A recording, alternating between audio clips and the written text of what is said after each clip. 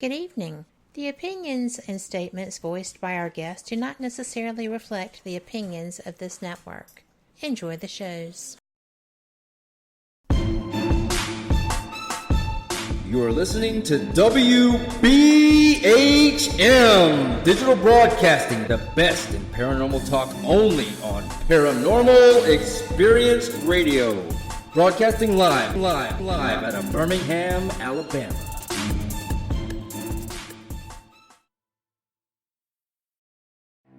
Headline edition, July 8, 1947. The Army Air Forces has announced that a flying disc has been found and is now in the possession of the Army. Army officers say the missile, found sometime last week, has been inspected at Roswell, New Mexico, and sent to Wright Field, Ohio, for further inspection. Now, historic films made in the spring of 1948 and just released show Eniwetok preparing for heavily guarded and still largely secret tests of new atomic weapons. The test's purpose is to measure atomic effects on thousands of different materials, 30,000 tons of them, not, as at Bikini, to prove military effectiveness.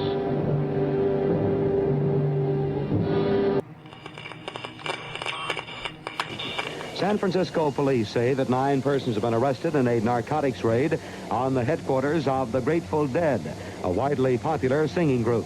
2 members of the group, Rod McKernan and Robert Weir, and their business manager, Danny Rifkin, have been booked on suspicion of possessing narcotics.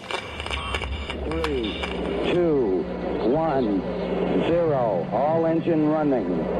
Liftoff. We have a liftoff. 32 minutes past the hour. Liftoff on Apollo 11. Tower cleared. Here we got a roll program. Neil Armstrong reporting the roll and pitch program, which puts Apollo 11 on a proper heading. I'm going to step off the limb now. That's one small step for man, one giant leap for mankind. Well, strange lights are causing a viral buzz on YouTube. Could we have caught extraterrestrial activity on a recent newscast? Brandon Arroyo investigates. As the newscast ended, the controversy began back on September 26th. What is that light shining in the back of the dark night sky?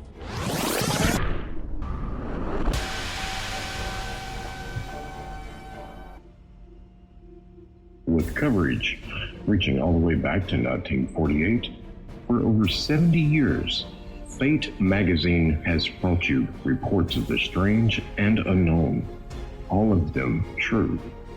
Now, Fate Magazine Radio is carrying on that tradition of setting the standard in paranormal talk radio as we report and discuss some of the most mysterious and perplexing phenomena imaginable in this strange world of ours. Now, here is your host of Fate Magazine Radio, Kat Hobson.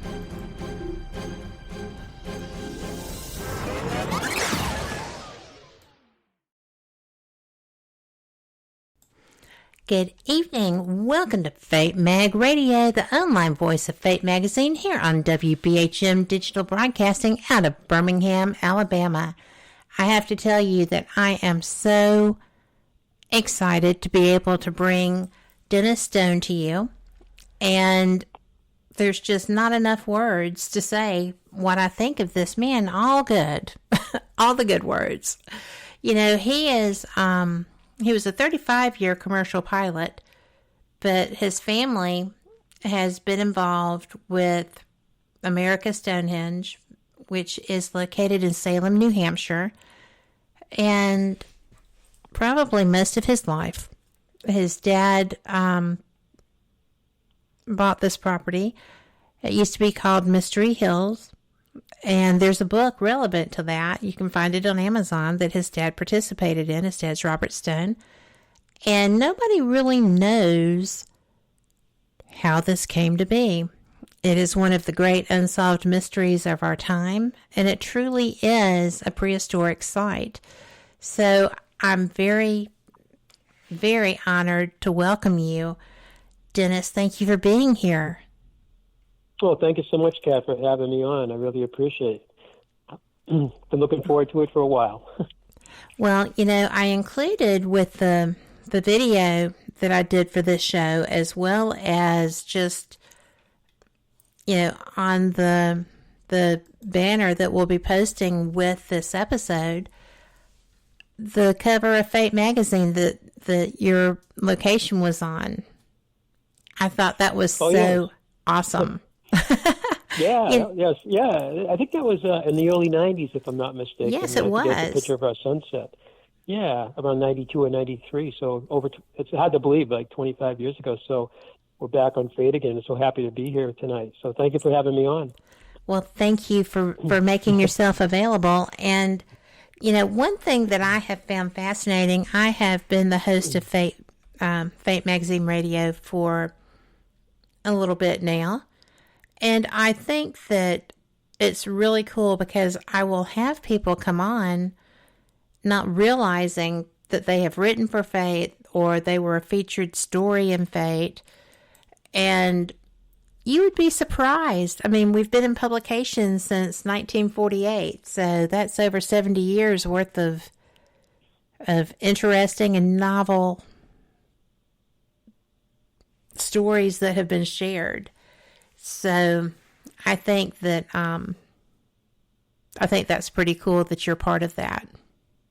Well, my dad subscribed to Fate for many, many years, so he had like a library of the issues, that are very extensive for many, many, many years, probably going back into the 60s, I think, and I think Fate did a couple of stories, but I think that's the most recent one was probably around 1993, I think it was. So, yeah, it was kind of exciting, and I used to read the magazine myself. I love the magazine, so I'm so happy to be part of that. Well, we are still in publication, so we've got a new one coming anytime now. And I'm always tickled when people are like, oh, I love that magazine. I used to read it. I'm like, well, you still can. FateMag.com. Go get your subscriptions renewed. And we have a great editor, and she just does such a good job, but I love it. I love being part of that. But a lot of great stories in that magazine for sure, definitely. A lot of history. So I am going to I'm going to go ahead and acknowledge what you have been going through relevant to your location, because y'all came home one evening and found mayhem had shown up at your location. And yeah, actually, that's right. Yeah.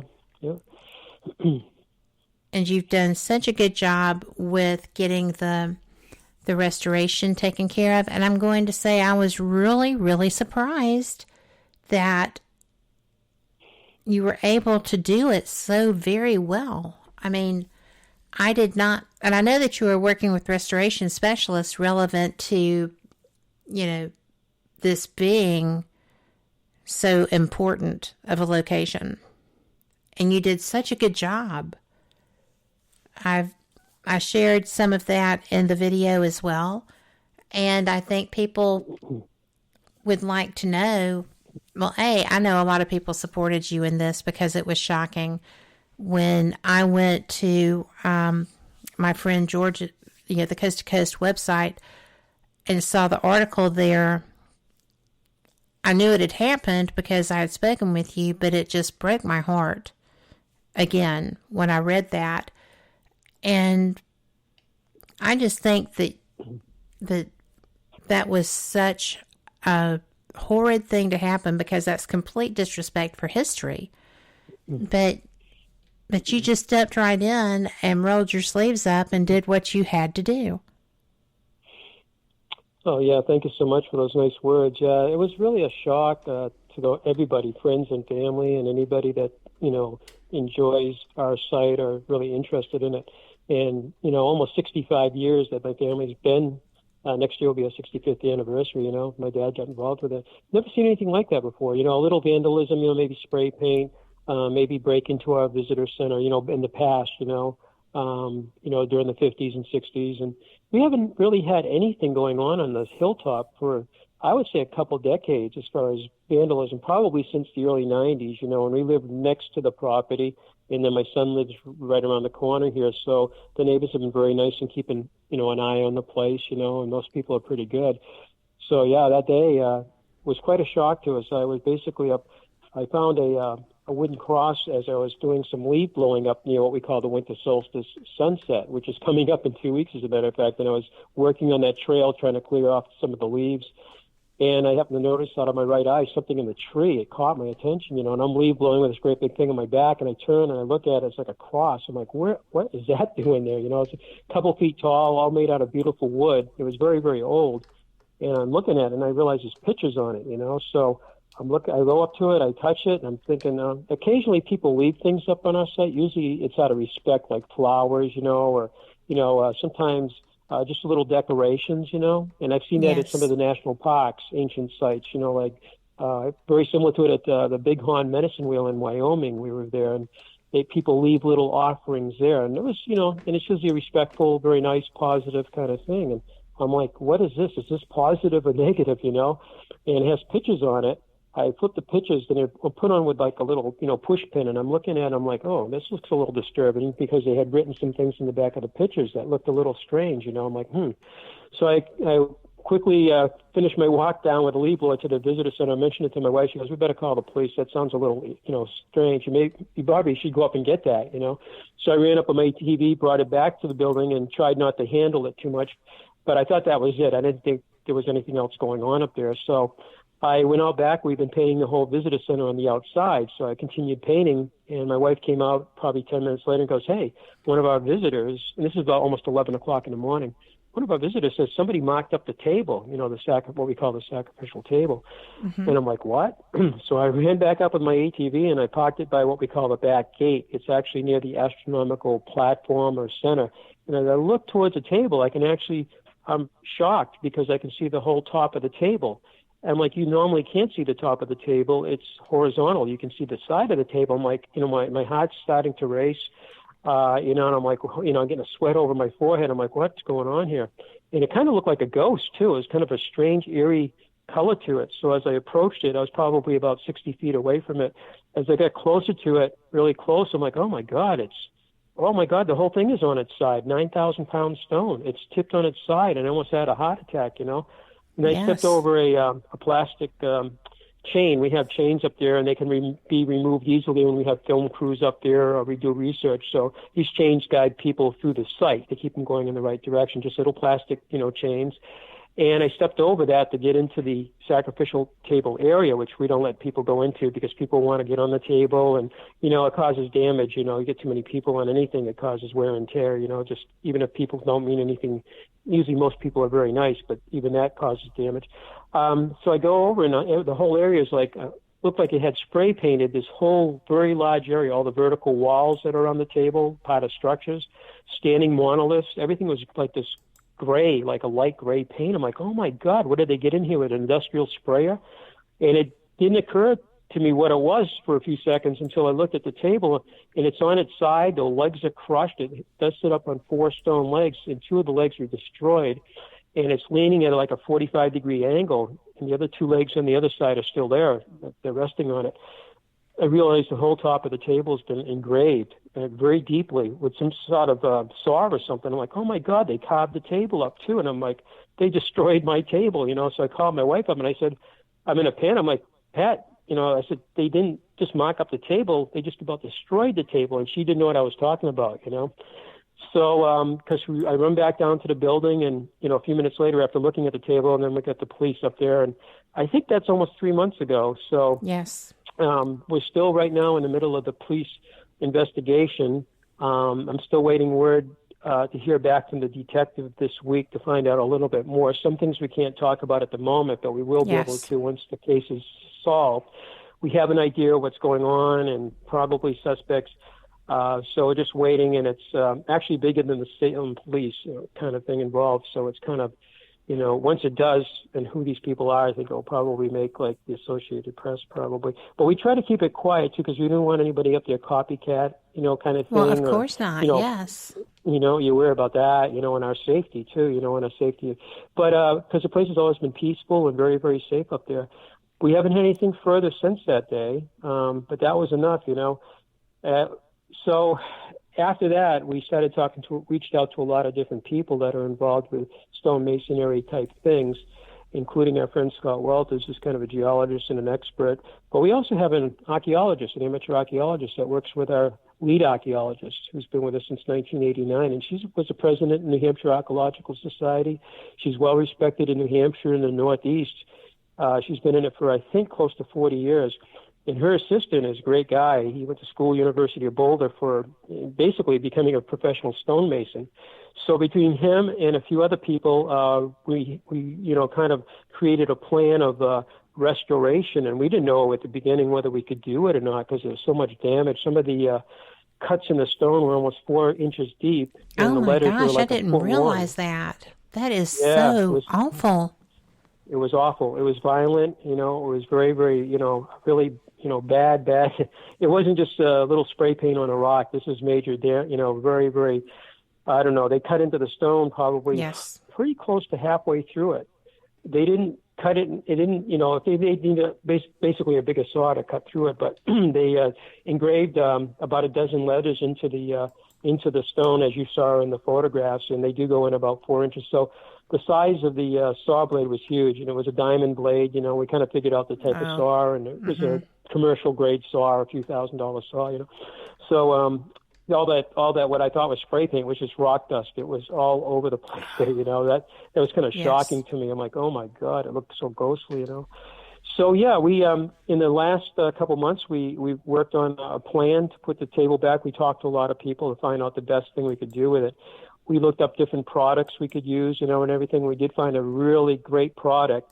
And one of the memorial companies in New Hampshire over near the seacoast is friends with this person who helped, the assistant archaeologist and professional stonemason.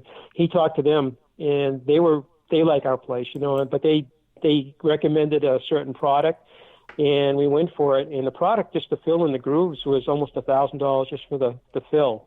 And then because there was a few more $1,000 involved with the labor and everything. When the table fell, it also crushed a speaking tube, or what we call the oracle tube. It was a 6-foot tube, that goes from the oracle chamber, which is adjacent to the table, comes out underneath the table.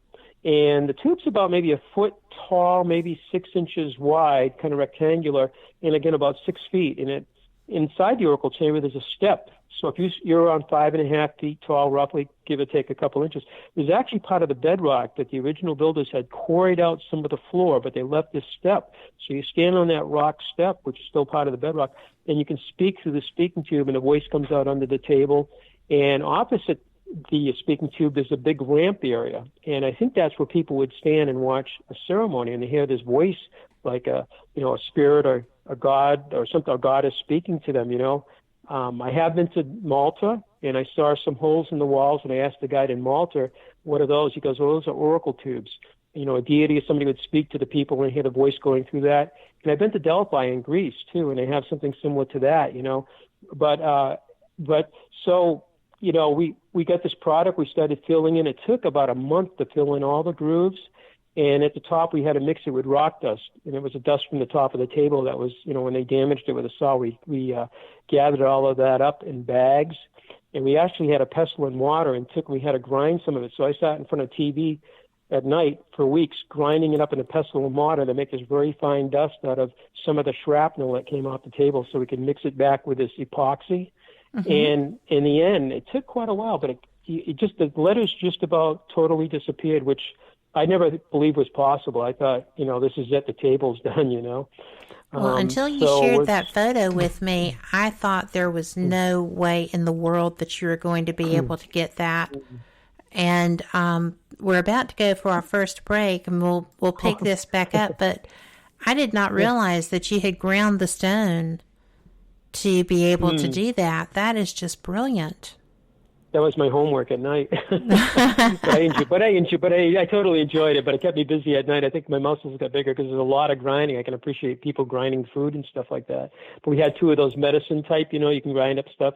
I had 2 of those, pestle and mortars, and I was sitting there grinding with them. And so it was a lot of work, but we're about 99% done with that stone and the speaking tube and the legs. So, people coming up next year, because now it's covered with 20 inches of snow, and we got it all protected with plastic. It's going to look pretty good, I think. I'm excited. Well, we will be right back, and we'll continue our discussion with Dennis about America's Stonehenge.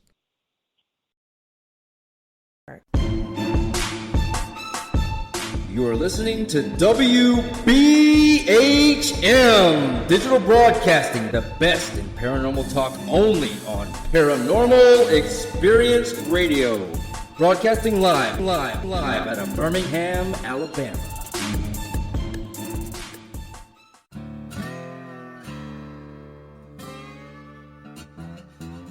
Oh, come on. I'm Southern, but... Nope.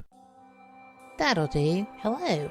I am Kat Hobson, host of Paranormal Experience here on WBHM Digital Broadcasting out of Birmingham, Alabama. I enjoy having guests from all areas of the paranormal, from ghosts to ufology to cryptids and beyond. You'll find some of the best researchers in their fields bringing you some great information. Join me on Wednesday nights from 8 to 10 p. Eastern here on WBHM Digital Broadcasting. To the believer, the evidence is overwhelming. To the skeptic, there will never be enough.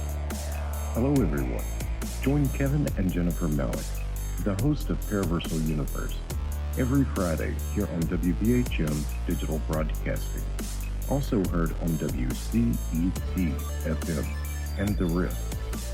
Log on or tune in as they check out the mysteries found within the 8 categories of the unknown and unexplained, including ghosts and haunted places, aliens and UFOs, theology and mythology, cryptids and monsters, urban legends and folklore, conspiracies, metaphysics, and forbidden archaeology. Listen as Kevin and Jennifer interview the top minds in their respective fields as they share theories and information regarding these unsolved mysteries. For future show and archive information, one can find Paraversal Universe on Facebook, Twitter, and MeWe under various Paraversal Universe headings. So, for excellent talk radio about the unknown and unexplained, check out Paraversal Universe, where all paranormal perspectives apply. Brought to you by the Northern Wisconsin Paranormal Society, Ltd., and produced by WBHM-DB.com. Thank you for listening to WBHM Digital Broadcasting out of Birmingham, Alabama. The time is 23 minutes after the hour. Welcome back to Fate Mag Radio here on WBHM Digital Broadcasting out of Birmingham, and I am so glad that you are here because this is such an interesting show thus far. Dennis, we had been discussing your restoration that you've been doing on the sacrificial stone, and I know that the speaking tube for the oracle chamber, as you were saying, is a global phenomenon. And is that something that you feel is going to be able to be repaired at your site? Yeah, actually, yeah. We actually, it was damaged when the table came down. It just crushed the, probably 2 feet on the table side. You know, the inside in the oracle chamber was still fine. That part has always been good. But it did crush it, and you couldn't even see through the tube after the table came down on that side. So the table, if you're looking at it, the left side of the table collapsed when they destroyed the 2 legs. And when it collapsed, the speaking tube is actually not in the center underneath the table. It's actually to the left underneath the table. And if you're up by that platform standing on top, we call it the ramp or platform, you can't see the oracle tube. It is hidden under the table. The first researcher back in the 1930s, Mr. Goodwin, when his crew dug, they found the table was almost buried to the top with soil that had slowly accumulated over the years, burying the legs. The table looked like it was just sitting on the ground. And then as they dug down, they were quite surprised to find 4 legs supporting it. And also, where the speaking tube is, there was actually a stone plug, like a block of stone inside the speaking tube blocking it.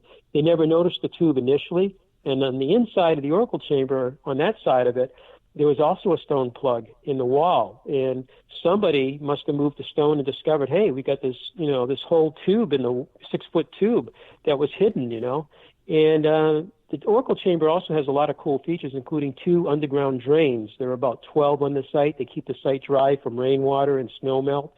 It was a whole engineered storm system, and one of the drains runs 75 feet. The biggest one in the oracle chamber is 45, and then the other one is probably about a dozen feet. Those who also had plugs of stone. So it looks like the site could have been winterized, by the, whoever used it, and then they left and never came back. So the speaking tube was, again, it was all hidden, and then the 2 plugs came out, and there's this great big tube that goes horizontally through the wall to the sacrificial table. But we were able to put the 2 back together, and the guy that I'm working with, he prefers his name not mentioned, but he's a really great guy. He's been working at our site for about 8 years with the late Dr. David Stewart Smith, who was with us since 1978. So this guy I mentioned, he joined us about 8 years ago to do some restoration and research and, archaeological digging up there. We were able to look at the tube very carefully, and he really looked at it carefully. He says, it was like a megaphone. The outside of it's actually wider than the tube, so that the sound coming out is just like a trumpet. You know how it gets wider, or a megaphone, it gets wider? Yes. They designed it just like that. And, by looking at it so carefully and inside of it, we could tell that it was actually, even though it was really damaged, you could tell that they actually made it to magnify sound. And so now when we use it, we just tried it out the other day by yelling through it after it was complete. And I think you have a picture of it, one of the ones I sent to you. You can see the legs are rebuilt, and you can see the speaking tube. It looks pretty cool, nicely, nice stonework and everything. And we used old photographs, going back to rebuild it the way it was, but it actually has a magnification to it, the way the end of it is. And it sounds really, really good. So there's some acoustical thing going on there with the speaking tube. I have no idea what it would be used for. There was a family up there called the Patties, and they were shoemakers, and some people give them credit for building our site. And at the time, people used to say that they only knew that our one site existed, but today there's about 800 sites from Quebec all the way down into Pennsylvania. And a lot of these sites have the same features as our site. The big difference of our site is like the Reader's Digest. We have all these different features in about a 110-acre area, where you go to these other sites, particularly in the Hudson Valley, there's over 200 of them, but they're spread out over the countryside. They're not condensed like our site, but they'll have the same kind of features, But our speaking tube and oracle chamber are a little bit unique. I haven't seen one quite like that anywhere, and it even has a bed in it, our oracle chamber. It has 5 stone closets. It has a chimney flue that had 2 stone louvers. Unfortunately, the 2 stone louvers are photographed when Mr. Goodwin was there, and actually up to the 1958, the year we opened the place, when somebody, we don't know who, stole the 2 stone louvers. So they haven't been around for 61 years, which is a shame. Those are artifacts, but people took them, and I don't know where they are today. That is so the tables weird. Yeah, vandalism and trying to protect these sites. Well, our site was vandalized, and I just learned that some of the chambers down in Hudson Valley in Westchester and Putnam County, one of my good friends, her name is Heather, and she's got quite a group following, She has a really nice, she lives in Long Island, and she travels around all over the place, and she said that a couple of the chambers were just vandalized with spray paint, which is really bad. At least you can kind of get it off, but it's not good. And Chaco Canyon we visited just about 3 months ago, and there are petroglyphs and petrographs, the paintings and the carvings that some of them are covered over with concrete. And Heather had actually been out there a few years ago, and we were just out there, and she goes, tried to find them, and she asked about them, and National Park Service had to cover them because people were cutting them out and selling them on the black market or defacing them, And so, vandalism is going on to these ancient sites around the world, and, so the care, the respect, and protection, particularly when we got hit this year, it became a real big thing. So we're much more vigilant in trying to figure out ways to protect these sites from that kind of stuff, The tragedy is that we have a generation of people, maybe a couple of generations of people, that don't bother to really understand the value of this history. And then you also have people that, even if they knew, wouldn't care. It's just so frustrating. there's no words. There's no words for just the lack of knowledge that allows you to go out and to face something that is at least 4,000 years old. Right. That's what slays me is that, and they don't have a clue or a concern. Right. Yeah. I don't know if most people are pretty good, but there are those, they just don't have any concern nor care. Some of it's juvenile, they're juvenile, but some of it's not. Some of it's people old enough, they're adults, they should know better.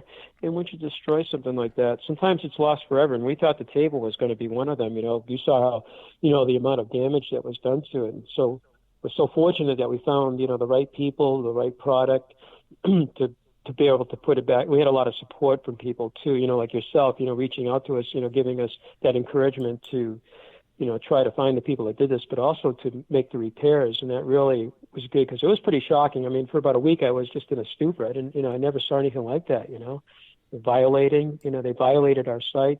And, we love to show the site to the world, and we're just caretakers of it, and, right now, and we were just, it's shocking because I never thought anybody would ever grow up with that much anger or whatever it was to try to destroy something in the middle of the night. We think too, with very, very loud equipment. They didn't care. They were bold. They were daring, and just to go up and do that kind of thing and not care if they got caught either. I guess. Well, that's what's so bizarre. I mean, it wasn't like they were trying to hide their handiwork. That's why it just kind of gives me the willies, because this was somebody who had intent to destroy. You don't go 4 inches deep on a 4,000-year-old carving and not intend to destroy. I mean, table and doing it. It's just tragic. Yeah. And you hear about things like that overseas, like some of the things, the Buddhist temples, but, yes, all of the things awful. That were blown up through the Iraq and Iranian Taliban. Deserts and stuff, the horsemen and all of that stuff. Yeah. So you think that's over there and that's bad enough over there, but to have it happen over here too. Yeah. Yeah, it's unimaginable, I think, and hopefully it doesn't ever happen again, but you never say never. And so I know I have some good friends that are, all over the place that are kind of even talking about how to, another young woman that's visited our site, and she travels all the time. She has a really nice blog. She was just asking me, what can we do to try to protect these sites? Part of it, too, is, like the mainstream, scholars and archaeologists, not all of them, but a lot of them, and even skeptics and that kind of thing that are, I've read a thing on one of the blogs saying basically these sites are, they shouldn't, we don't think, the sites, like our site, and like I mentioned, other sites too, over 800, that they're ancient sites. They're not worthy of research and study, and time should be not spent on them, but should be spent on legitimate sites. I'm like, what type of stuff is, and this is from somebody, that's supposedly a researcher. I'm like, gosh, that's not very scientific. And you're also, diminishing the value of these sites. Someday you're probably going to be proven wrong that, I think these sites were built by ancient stone builders. It doesn't look like a farm. Our site does not, I lived on a farm. This site does not look like a farm whatsoever. And, they're doing a disservice to these sites by saying things like that. The mainstream scholars, historians, archaeologists that say, the site isn't anything. It's just the works of some colonial farmer, or, shoemaker or something like that. They're actually adding to that. People say, it's just a joke. We'll go up there and, cause damage to this and sites in New York and other places. So they're not helping the matter either, Well, yes. And, in chat, Robert said that you see the senseless vandalism even at local cemeteries. So there's no respect. Yeah, and that's even respect for, historic cemeteries. And thank goodness that Gettysburg is a National Historic Landmark, right? Yours should be. Oh, yeah. As well as the others in that area. What I think is really cool is that you have the geometric map that is available of your location. And this is actually an an ancient astrological calendar, isn't it? Overall. Yeah, I think it is. And it's like the 1967 we first began working on that, opening up the very first alignment. And that was because of a book by Gerald Hopkins called Stonehenge Decoded in 1965. And then CBS did a special that year called The Mystery of Stonehenge, talking about pretty much what his book was about. Stonehenge was actually a kind of like a computer. And because not only tracked the sun, during the course of 12 months, but the moon, 18 and a half year lunar cycle, when you can track the moon like that, it's believed that you can actually predict eclipses. So if you can predict eclipses, you'd have a lot of control over your population, So I thought it was kind of a computer, and that really got a lot of people like my dad interested, because we knew there were standing stones out in the woods. In 1965, none of the alignments were open. It was just all woods out there. And even Mr. Goodwin, going back to the 30s, although he only owned about 20 acres of the 106 acres we own today, so he didn't own a lot of the walls and the standing stones with the astronomical alignments. He was aware of those too. He just had no idea or no clue what they were.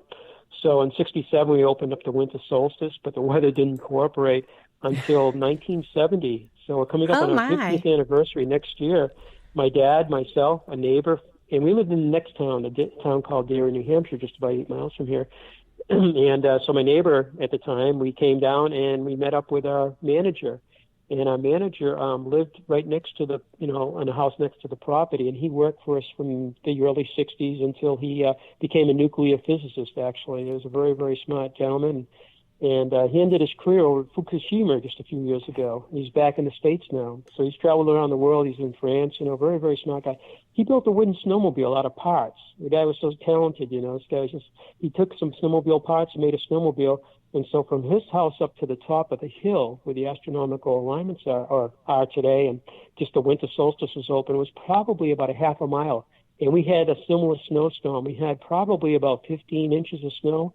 And he broke the trail for us. So we walked all the way through the woods to get up on top of the hill. And we were up there probably about 3:30, and we waited for about 45 minutes. And the skies were beautiful. And the sun, as it came down right on top of what we call the winter solstice monolith. And that was December 20th, I think, of 1970. And first time we ever witnessed that. And it sent chills. It was very cold out, but it sent chills down our back. It was like, we're probably the first people to watch this since the last people that, whoever built this site watched it thousands of years ago. How cool is that? 49 years ago. So next year maybe we should have a little birthday cake.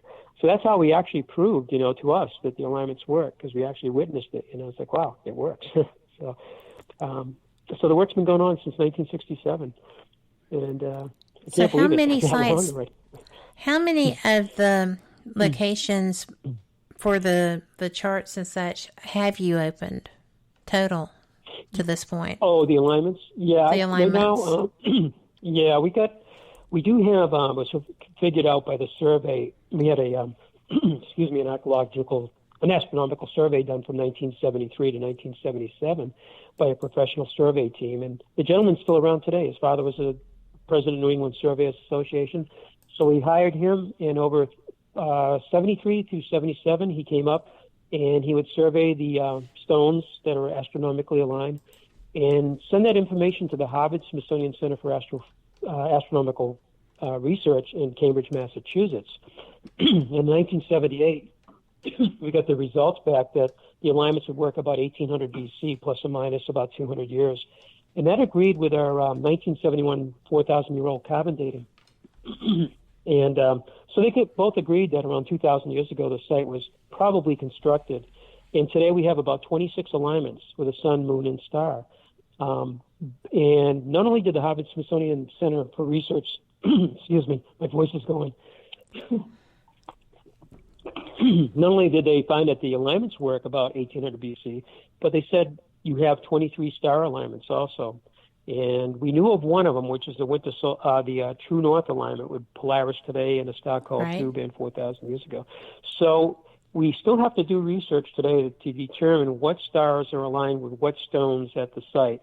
But 41 years ago, they said that you have you have these 26 alignments with the sun and moon, and then you have 23 star alignments aside from the True North alignment. So that's 50. Let's see, I think that's 59 alignments we have total. If we can figure out those other 23, Well, what I find interesting is that there's not just like the winter solstice sunset stones, but there's stones at the south end of the north-south line. You've got the winter solstice sunrise stones. Yeah, everything is balanced. Yeah, you've got the sighting stone for the winter solstice sunrise.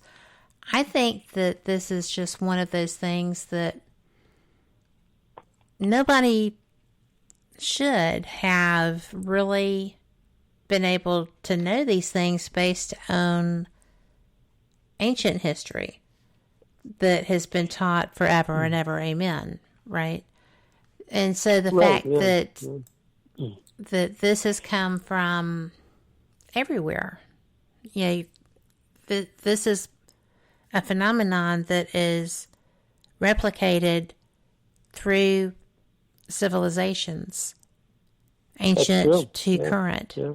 And I know that you have a lot of, we are almost to our next break, but I know that you have a lot of the celebrations. I know that you had the winter solstice celebration and things of that nature. You do drum circles there and other things. And when we come back from our break, I'd really like to address some of those because I'm curious as to the community support for that. If it's, as a majority rule, they welcome that. And I want to also discuss some of the stone designs too, because this is an incredible site. Are you going to be up for all that? Oh, I am, yeah. I think my voice got better again. It's been so cold up here and starting to catch a little bit of a cold, I think. And I do apologize. Actually, it's 49 alignments we had. I think I said 59, a mistake, but about 49. But yeah, that's a great thing to talk about, absolutely. And it's in 2 weeks, I believe, we have our solstice on a Saturday this year. Mm-hmm. And we're hoping the weather will be good because that could be a nice turnout of people, especially if it's on a weekend, So we're really into that time period right now. Well, yes. Well, we will be right back. This is just such a great conversation, and I have so many chat room questions for you when we get back. We'll start back with those when we finish this, but y'all come back. We will be right back after this with my guest, Dennis Stone, and we are going to be discussing some of the history and experiences people have around America's Stonehenge. You are listening to WBHM Digital Broadcasting, the best in paranormal talk, only on Paranormal Experience Radio, broadcasting live out of Birmingham, Alabama.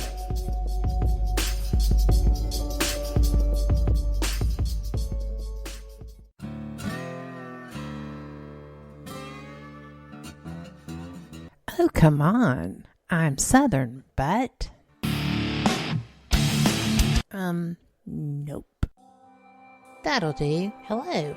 I am Kat Hobson, host of Paranormal Experience here on WBHM Digital Broadcasting out of Birmingham, Alabama. I enjoy having guests from all areas of the paranormal, from ghosts to ufology to cryptids and beyond. You'll find some of the best researchers in their fields bringing you some great information. Join me on Wednesday nights from 8 to 10 p. Eastern here on WBHM Digital Broadcasting.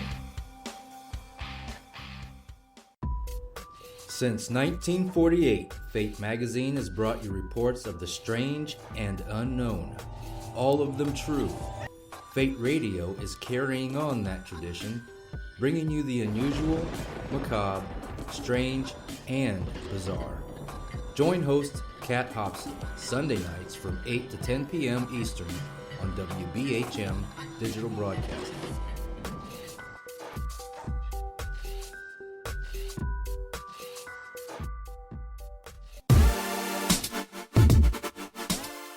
Listening to WBHM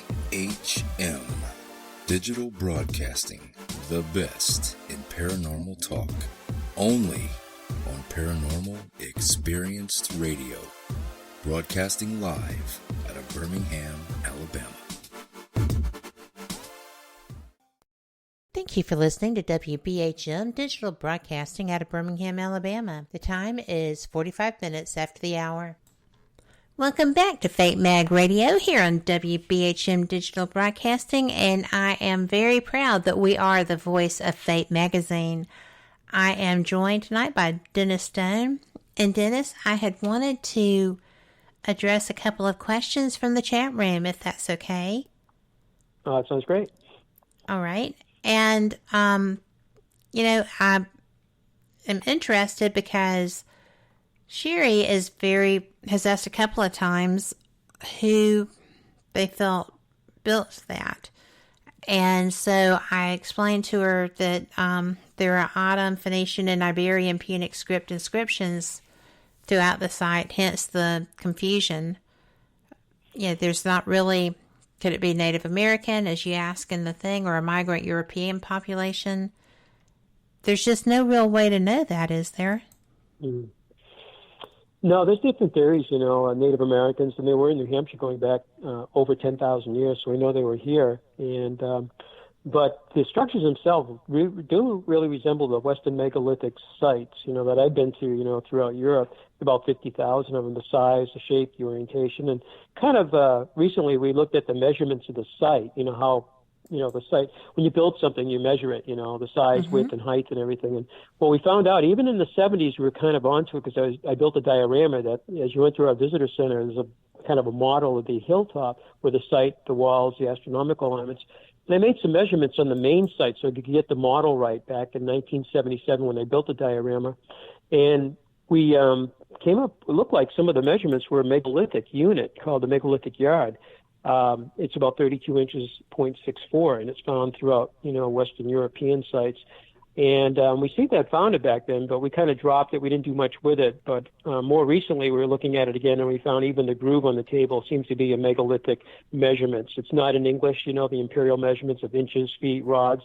And Mr. Goodwin back in the 1930s hired a gentleman from MIT named Roscoe Whitney, and he was an engineer, and he knew how to measure. He made a plan view, profile, and cross-sections, these maps of the site, very, very accurate mapping he did when the site was first researched back in 1937, 38, and we still have all of that today, all those documents. And he said, whoever built our site either didn't give a damn about, linear measurements, or they knew nothing about them, because he said he looked at inches, feet, yards, and Old English rods and other measurements. He said the site doesn't conform to any of them. So who built this, And I think it was the farmer or shoemaker that built this site, back in the 1800s, or we would have found those units of measure we use today. But so that's another piece of evidence, plus the inscriptions.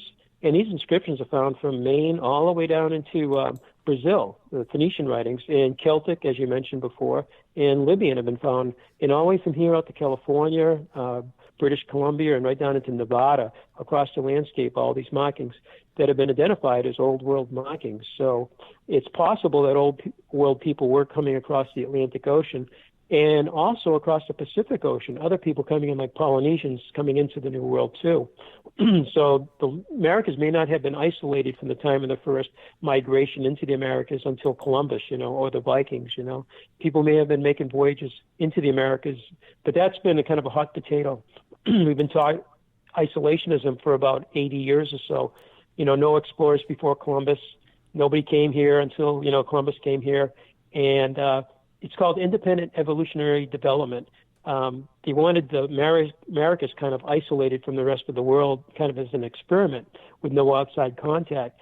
So if you talk about people coming across before Columbus or before the Vikings from either from Europe or from Asia, that was basically kind of a no-no, You weren't supposed to discuss that. Kind of like heresy. People were traveling the ocean. Yeah, and I think people were traveling the oceans. I think they used them as highways. And I think our site and other sites might be an indication of that. So the question is, were the Native Americans, heavily involved with our site, somewhat involved or not involved? We just don't know, But I do think there's an old world from the Mediterranean, from Africa, Western Africa, and from Europe coming into the Americas. I think there's evidence suggesting that, Well, that's actually fascinating because very few people will even have that conversation. Yeah, that's which true. I think is tragic because obviously there had to be interaction, because some of the things that we see in Central America, as well as parts of North America, where there are duplicated construction methods seen in Northern Africa. Yeah. So it's just an interesting thing. Yeah, even the Olmec heads, some of them look Native American, some look Caucasoid, and some look Negroid, those heads. And even some of the artwork, other artwork too in paintings, they seem to show some old world. And they even found cocaine and nicotine in some of the mummies in Egypt. That there was a whole investigation on that, about contamination, 100 years ago in some of these mummies. How old were these mummies? Were they from the 1600s after Columbus discovered the Americas? But no, these go back thousands of years, and it wasn't contamination. It was, the person was still alive before they became mummified. That in Egypt, some of these, and these products are from like South America, like cocaine and nicotine, and it was another plant too. So they were ingested while the person was still alive over in Egypt, Probably the Phoenicians were one group that could have been brought these goods, because they were world travelers, back then, and they had they were incredible sailors. Ships. Yes. And they were sailors and huge merchants, yes. And they did exchange a lot. They did really network with the Egyptians, and also, Carthage was one of the 50 trading cities around the Mediterranean, so they were widespread. So maybe they were responsible for bringing some of these goods in, possibly, Well, there's just only time and research to find out, and some things you'll get the answers when you go. Exactly. Robert has an interesting take on this, and I am going to tell you that he is a brilliant researcher. I've read a lot of his work, but he says, have there ever been sensitive human reactions or unexplained paranormal, blah, blah, blah, blah, blah, easy for me to say, unexplained paranormal phenomena at these locations, and, such as sadness, fear, anger, and, it's interesting because he said that they're often built on locations that generate phenomena. Have you had anybody mention experiencing anything of that nature? Yeah, over the years we've had people, and I just had somebody that was in Stonehenge, and they got a certain, they're kind of like experiences, they had certain feelings about Stonehenge, and then when they visited our site, they were saying they had the same kind of. I was doing a radio show the other day. We were talking about that same thing, and they were talking about the same feeling they had at Stonehenge that they sensed at our site too. And I don't know all what they exactly sensed, but they said they had the same exact feelings. I do know our site is sitting on an earthquake fault line. It's Clinton-Newbury fault line. Goes out to Cape Ann, about 20 miles to the east of us off the coast of Massachusetts, and then it ends up going down into Connecticut, right through some of the sites in Connecticut, like the North Stonington, which has 8,000 features in that one town, similar to our type of stonework. And I know in Wales and England, there's about 800 man-made ancient megalithic stone circles, and these are all sitting on or right next to a fault line, which is a surprise. It's like, can't be a coincidence, So, no. But some people do say that site, I get a sense of peace up there. And I know a lot of people, our visitors, also get a sense of peace up there, but not really anger. But there was a Native American chief, and he did a nice 45-minute recording this spring. And I spoke at a Masonic Knights Templar, I guess, a Knights Templar Masonic temple in Worcester, Mass. And he was supposed to be there, but he was invited to go to Switzerland. They all paid trip to speak in Switzerland. So he did a 45-minute talk on video. He had visited our site about 3 years ago, and he said on the way up from the visitor center to the site, he said he started getting, I guess, kind of almost like vertigo, kind of nausea, and he couldn't breathe. And he said it was like the worst experience for him. He said, as I got closer to the top of the hill, he got more and more kind of a negative thing.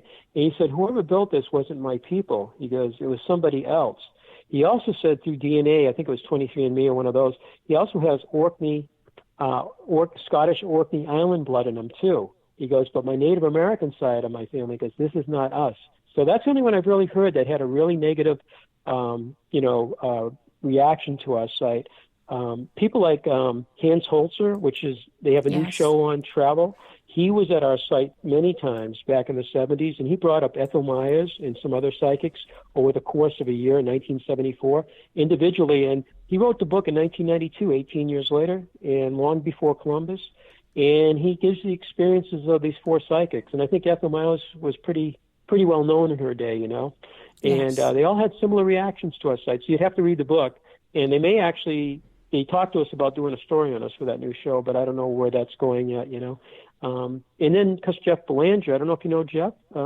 He's a writer for Ghost Adventures, and he's been to he lives in Massachusetts. Yeah, Jeff, he's a good guy. He's been up to our site, and he'd be really the guy to really talk to about that whole thing because he's more, in tune with that. That's what he does, So, but we've had the paranormal walks usually in October. We haven't had any for about 2 or 3 years because some of the people doing it retired from that, So we're looking for some people that would be interested in doing that in the future.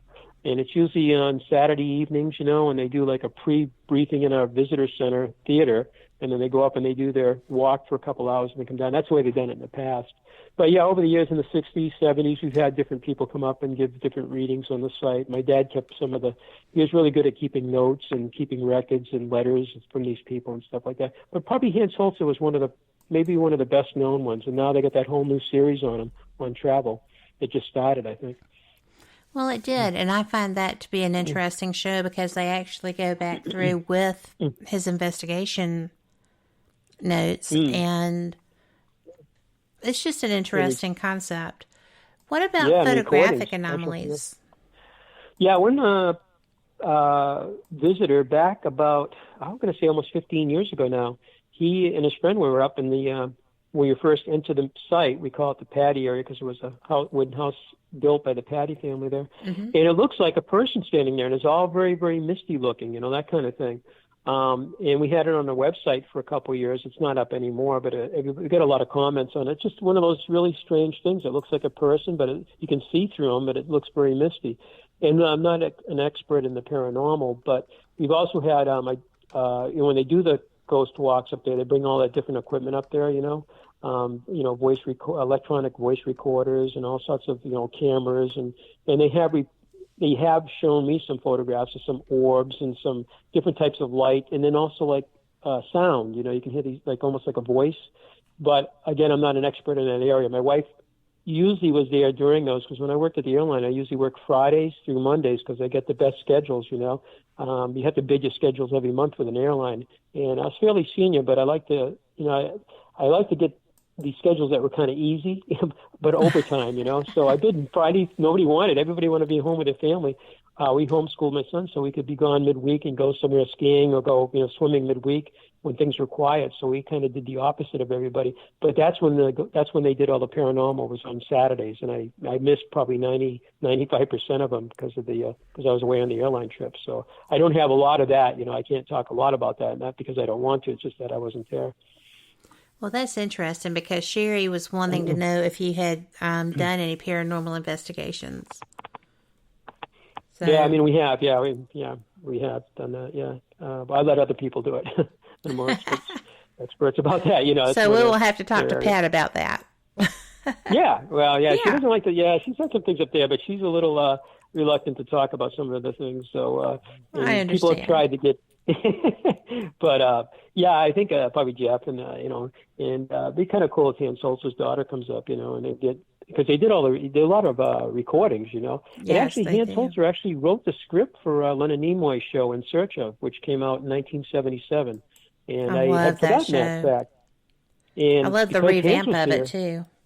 I know, it's so good. I hope maybe he'll do a new update on us. He could, the other one's over 40 years old. He could actually do a nice update with all the different things that we found, like the serpentine walls, the portals, the window portals we found, and, different things that we've located, like the big quarried slabs all over the hill. Those weren't known back in 1977, so we could do and we know about 800 sites across the landscape, so they could do a nice show, and I think we have a lot more information, more data for them to do a show on. I think we were the second one of the 144 that he did. And then William Shatner did this just a couple years ago. And he has a new show out, too, I guess, called Dan Explained. which was the name of a show we were on with Rod Serling back in 1970 with Arthur C. Clarke on NBC. It was a special, and we were part of that. In fact, they filmed us 50 years ago this fall for that show. Oh, so, wow. Well, yeah, I was there. I'm going to have to interrupt because we are at the top of the hour. So we are going to be doing our news break. And this is a lovely time if you need to fill up your coffee mug or teacup or maybe a stein. But we will be right back with Dennis Stone of America's Stonehenge. Thank you so much for listening, and we will catch you on the flip side. Live from NPR News in Washington, I'm Barbara Klein. The House Judiciary Committee is preparing to present evidence tomorrow that lawmakers have collected in the impeachment inquiry into President Trump. Chairman Jerry Nadler rejects Republican assertions that they've been prevented from participating in the proceedings. We have asked the president, we've invited him to testify, we've invited him to send witnesses, we've invited him to send his counsel to cross-examine witnesses. He's declined to do all of this. If he had any exculpatory evidence, they would have brought it forward. Nadler tells CNN's State of the Union the committee cannot wait for next year's election to settle the matter because evidence suggests the integrity of the vote could be endangered. North Korea says it has carried out what it calls a very important test at a long-range rocket launch site. The Trump administration had earlier said the site had been partially dismantled. Pyongyang is seeking concessions from Washington before an end-of-year deadline that was set by North Korean leader Kim Jong-un. President Trump's new national security advisor calls China the greatest threat of this generation. But in a speech to a defense forum in California last night, Robert O'Brien says that could change if Washington and Beijing reach a trade deal. NPR's Franco Ordonez reports. Ambassador Robert O'Brien said the Chinese present an existential threat to the U.S. way of life. But he added reaching a compromise on trade could help change U.S. views on China as a national security threat. If we could get a fair reciprocal trade relationship with China, that could go a long way towards improving the relations between the countries in the long term. The new national security advisor told a small group of reporters at the annual gathering of government, defense industry, and military officials that the U.S. wants a good relations with China but won't be taken advantage of. Franco Ordonez, NPR News. 2 American cities are mourning police officers shot dead last night in unrelated incidents. NPR's Amy Held reports both were killed in the line of duty. Just before 6 p.m., Houston Police Sergeant Christopher Brewster was responding to a report of domestic violence when he was shot. Police Chief Art Acevedo said Brewster managed to describe the suspect, even though he was mortally wounded. I knew him, and I'm not surprised. A, that he was there, B, that he was leading, and C, that he was able to put out information so our people were able to capture the suspect. About 4 hours later and 500 miles north in Arkansas, officers inside the Fayetteville Police Department heard gunshots and came outside to find their fellow officer had been killed. Police Chief Mike Reynolds. Have no motive at all. It appears that the suspect came into the back parking lot and just executed my officer. Police chased the suspect, who was also shot dead. This year, more than 40 police officers have been killed in the line of duty. Amy Held, NPR News. This is NPR.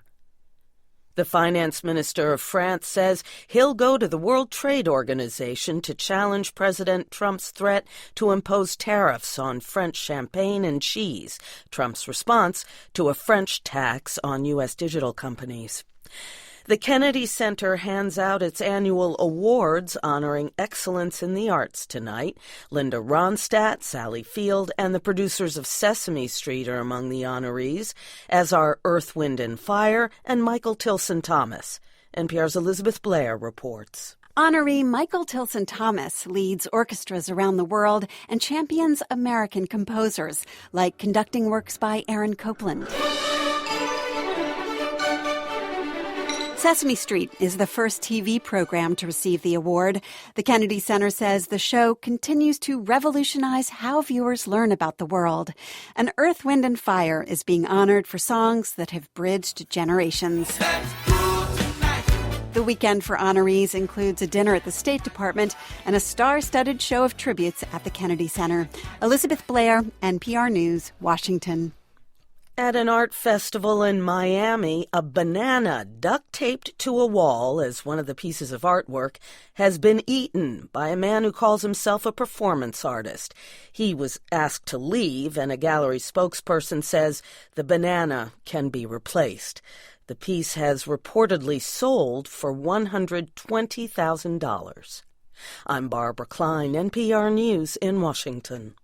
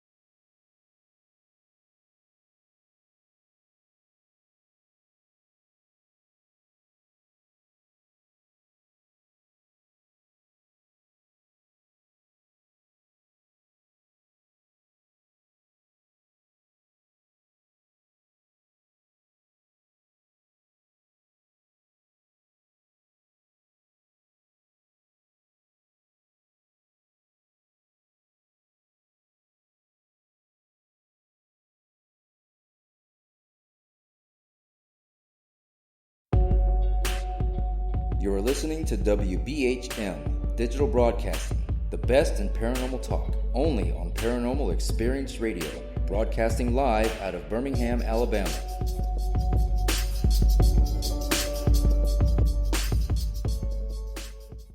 Welcome back to WBHM Digital Broadcasting out of Birmingham, Alabama. The time is 5 minutes after the hour.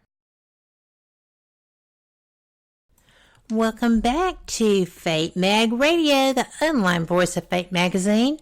And I hope that you have checked our website out, www.fatemag.com. That has all kinds of information, upcoming stories, all kinds of back editions that you can get. You can renew your subscription. If you have had it run out, then you are missing out. Phyllis does a great job of putting everything together and just putting out a great product that I know you would love. You can also get back issues, so that's pretty cool. Now, I'm going to let you know that we are back. I have my guest, Dennis Stone, back here with me, and we are going to town. We've got questions. We've got answers. So I just want to say that I am absolutely honored that Robert Goman is here listening, and he is in our chat room at Spreaker. So you come and join us too. If you have any questions to ask Dennis, we will absolutely put them back in there. And I think that this has just been great so far, Dennis. Do you like the questions you're getting and all the information that you're getting to share? I've had a great time. I love this show, and thank you so much for having me on Fate tonight. Yeah, this is what I love to do. Well, I know that you have actually been doing an awful lot of stuff lately, so I was a little bit worried about your voice. But yeah. I'm glad that it's standing up because, people, I think the outpouring of support that you've had as you've dealt with the vandalism and just the absolute atrocity that happened to your site, it speaks volumes for how much people absolutely respect you and respect your location. It's just really very cool. Well, thank you so much. We were really surprised how many people, got in touch with us, through Facebook, Instagram, emails, phone calls. It was very, very nice, especially with what had happened. It's pretty kind of devastating, for us to have that happen to the table, and but my daughter-in-law, my wife, the whole family were just so surprised how many people reached out to us, and they were so gracious and so nice to us. We were really surprised about that. So, and we're still getting some nice, people, nice comments and stuff from people too. And we had to cover the table over since then, to protect it from moisture, and all the big deep grooves in it. And the people have been so understanding that are visiting our site, and they usually talk to us in hushed tones and say, is that the table that was damaged, and they're, very respectful, which is very nice. And we may have to create actually some sort of a cover to protect the table now, some sort of a thing where people can still see it, but keep some of the rain and snow off of it, to prevent further damage to the table, So, we're still discussing that. So it's not done yet, we still have more things to do. But the outpouring of people, caring about it's been very, very nice for us. So we really appreciate all of it. Well, did you, I know that you didn't at the time, but have you set security in place to prevent something of this nature? Yeah, we have done recommendations by the Salem, New Hampshire police have been very, very good with us. We've been in contact with them and for the last 3 months, and they've been up to visit us. We've been down to the station, because it's an ongoing thing right now. But yeah, they had certain recommendations to us. One thing that may help too is we are doing a forest management program up there. We've been talking about it for years, and we're doing a thinning of the woods. So we'll be able to keep a better eye on the site, or we'll be a little bit more, actually, you'll be able to see it better, We're opening up all the astronomical alignments. We're actually opening up alignments that never have been opened before, like the lunar major alignments, the standstills, which happen every 18 and a half years. The minors were open because they're closer to the, they're actually very close to just inside the winter solstice and summer solstice alignments. But these other ones are, they're in a different area. The four of them for the moon, lunar major, standstill, north and south, rise, moonrise, and moonset. Those four alignments are going to be open for the very first time, and 2025 will be that next time. So we're going to have it open. I think the project's going to be finished by the end of December. And winter solstice this year, we'll be able to see that stone like we've never seen it before because there'll be so much wider clearing. But yes, we have done some security things up there. We are keeping a better eye on the site. Our neighbors are all informed. There's actually a Salem, group, and they've actually passed the word around to everybody to keep a little bit closer. All the neighbors that have bought our property, they kind of encircle the 106 acres. They're keeping a better eye on things, I think. So, but we also we bought some things to, keep an eye on things too. So that was really recommended by the police right away. And we actually had one of these cameras, but unfortunately the day this incident happened, due to battery corroding, it was about, I think it has 8 batteries. One of the batteries corroded actually one of the terminals, so that camera was out that day. So we've taken care of that problem since then. We've got a lot of them now, so we are keeping a good eye on the site. And I walked the dogs up there, and I had walked them up the night that this incident happened, but it was after I left, I guess. I was up there at sunset. And then the next day when we found all the damage, so. But the other problem is other sites, and I mentioned there's probably 800 of them. Some of them, are protected, Some of them are where people can see, like some are near the Westford Knights near the road. You can actually see it in Westford, Massachusetts, and they have a cover over it. There's a couple other ones that are really close to the road, and, if anybody was causing damage, somebody driving by would see it. But others aren't really protected, and that's what we have to try to do is somehow try to educate the public and also maybe take steps to try to ensure that these structures aren't vandalized.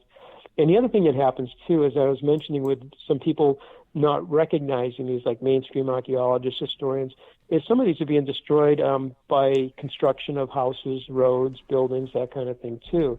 And that's because these sites aren't recognized as something ancient and, something valuable, I guess, And I was just talking to one of my friends that lives in New York, the area, and we were talking about that same problem, just the recognition that these things are ancient and that they should be preserved and taken care of, Because back in the 60s, we lost quite a few chambers. There's a outer belt of Boston, Route 495, and my dad has, in our files, we have pictures of the chambers that are no longer there. They built the highway right through them. I think today they might try to, make the highway go around the chamber, which would be good, But back then they were think, just yes. Yeah, I mean, holy wow. I know, huh? But and once they're gone forever. But I think you have to have the recognition that not just a pile of rocks, that somebody just, like a farmer or somebody else built. That these might be ancient sites, Even if they're historical too, they should be they should try to preserve them, not bulldoze them away. So raising the awareness of these sites and the importance of these sites, and we have actually like an ancient culture of stone builders, I think, spread across the greater Northeast. And again, some of these features go as far west as Colorado, Alabama, and Indiana too. And every time I turn around, like Missouri has some too, that looks similar to some of the rock work that we have in New England. So it might be a bigger spread out culture of stone builders than we originally thought, Well, I know that in Ohio they have the Serpent Mound, which is not unlike the stone serpent that is on your site. Right. So, yeah. And we have mounds here. So, we talk it's about just Alabama all the time. Your state, Yeah. we talk about your state all the time, and Moundsville is one on my bucket list to visit. But there's many of them down in That's Alabama, cool. and the school systems don't really. I grew up in New Hampshire, and I never heard about the mounds out west. Not even one of them. It's estimated that from Florida up to Ontario, Canada, all the way out to Texas and Kansas, there may have been 1 million mounds, and some of these are pyramidal in shape. Some are effigy, like this Great Serpent Mound you just mentioned in Ohio. And others are geometrically shaped, like Newark, Ohio, and Chillicothe. There's a geometry to them. It's amazing, And actually, those two, Chillicothe and Newark, are about 65 miles apart. And they built a ceremonial road between the two of them, 65 miles. They flattened the earth. They built curbing on the side, and they're wide enough for a couple 18-wheelers today could actually go down. Unfortunately, during the last 150 years or a little bit longer, all the agriculture, all the plowing actually has plowed a lot of these under, including that road, that 65-mile road. I guess they can still see it with satellite imagery. It still shows up, and probably LiDAR. But if you're walking around the fields of Ohio, a lot of it's lost because of all the, they do all the cultivation. The topsoil has been all turned over, so you kind of lose sight of this amazing road that went straight for that distance, by these ancient builders, But maybe 1 million mounds across the United States, and that I grew up and never heard of one of them, which is really a shame. And then in the Northeast, we have about 800 of these stone, sites, And a site can consist of one chamber in a town, or it consists of a complex of structures like ours, over 100 acres, or it could be like North Stonington, Connecticut, where there's 8,000 features across 35,000 acres, and we call that one site also. So, they're spread that's out all over considered the one landscape. site? Yeah, we consider it one site. They may change some of the way they do that in the future, but we'll say, oh yeah, there's a site in Connecticut. It's North Stonington. It's 8,000 features. Our site is one site of about 110 acres. And then there's a site over like in Danville, New Hampshire, has one chamber that looks like one of our chambers, but it's just one place in that town. There's a couple other little features around that, by the way. But that's the same all across the landscape. It could be just a chamber, it could be a site, or it could be a complex of structures. Because years ago we would say, well, if our site was built by ancient stone builders, how come there's not others? We heard that in the 70s and 60s, and it's like, well, there are others, but we didn't know there were 800 of them. I think back in the 60s and 70s, we probably knew about a couple dozen of these sites across the Northeast, but they have something like 800 of them across the greater Northeast. I don't think it was the work of just some farmer and his family. I think that this is an ancient past. That would have been a busy farmer. Very, very, yeah. He would have had no time to turn the soil. Right, yeah. I mean, yeah, they were very practical. They had to make a living. And, they wouldn't have no time to build all these serpentine walls and windows and all these stone chambers with stones. Some of the roof slabs in these chambers weigh 14 tons. These were all quarried off the bedrock and transported. And then they were shaped using a technique called percussion flaking. It's the same technique you use for knapping an arrowhead or a spear point or a stone axe or a stone knife. It's the same technology, So it wasn't something from the colonial or post-colonial technology. This is from a Stone Age technology, They actually shaped, even our standing monoliths were shaped that way too, in the sacrificial table. Oh, well, that's interesting. I did not realize that. So Napping, these yeah. are all prehistoric pretty much. Yeah. I think just the way the stones, we call it dressing the stone or shaping the stone. It's actually a Stone Age technology, not metal tools. So I think that's a strong piece of evidence that it's prehistoric, not, a historic site, as some, skeptics think. Well, I know you found a large stone hammer actually lodged between two of these slabs, right?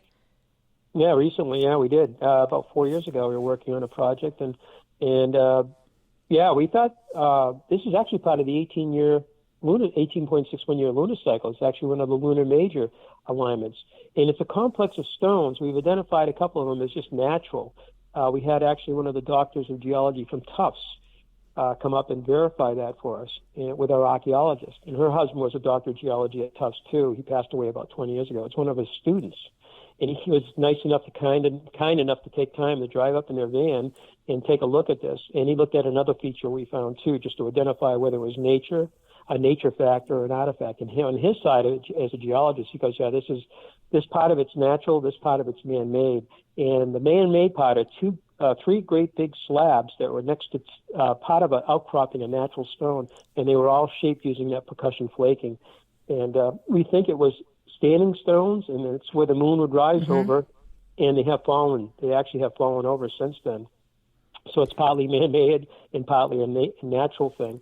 And then he looked at another feature which actually looks pretty cool. It's underground, and it looks like the shape of a turtle. And he looked at it and says, nature doesn't leave this kind of thing. This is something that, and it had two post molds, where two post ones were stood into the soil. And we got to do more work on that too. That's pretty cool. But we are doing a big forest thing up there, and we're going to thin out the entire hilltop, and you're going to be able to see the serpentine walls. We're going to be able to take better aerial shots of these. They'll show up from drones. It should look pretty magnificent because the trees really obscure everything up there, including the alignments, And it's very well forested. Yeah, it is.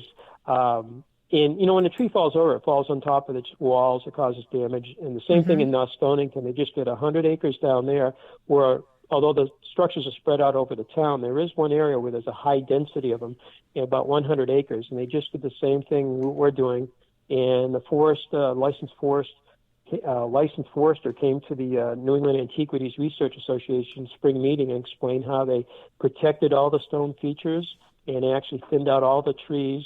And now when you have a tree fall over, the roots actually can pull up a structure, and that's happened in New England, a couple of structures, and then the roof slab falls in, the walls cave in, and the whole structure gets destroyed with a tree standing on it or next to it, or if the tree just falls on it. And some of the serpentine walls actually in Connecticut were damaged by trees falling on them, so they're trying to kind of managing the forest, make it healthier, but protect the walls, keep the trees away from the walls and the structures. So that's a big thing we're doing right now. That's one of the things we're doing for preventative maintenance. And if you visit, you'll be I don't know if you've ever been to our site before. If you have or have not. I have not, but I'm planning on coming next summer. Oh, well, hopefully it'll be done in about a month, we hope. And it'll be pretty amazing, I think, what you'll be able to see there. All these monoliths will really show up now, and ones we never cleared before, So, but we're going to have to take our break. So we will be right back. Thank y'all for listening, and y'all come right back. You're listening to WBHM Digital Broadcasting, the best in paranormal talk, only on Paranormal Experience Radio, broadcasting live out of Birmingham, Alabama.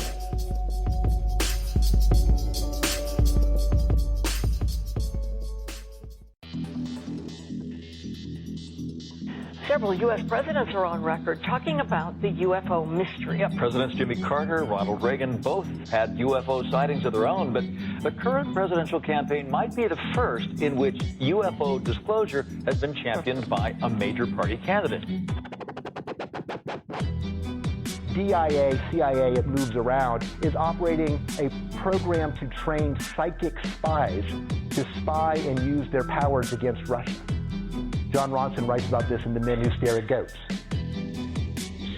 The first known sighting of a ghost took place right after Abraham Lincoln was assassinated in the late 1860s during the administration of Ulysses Grant.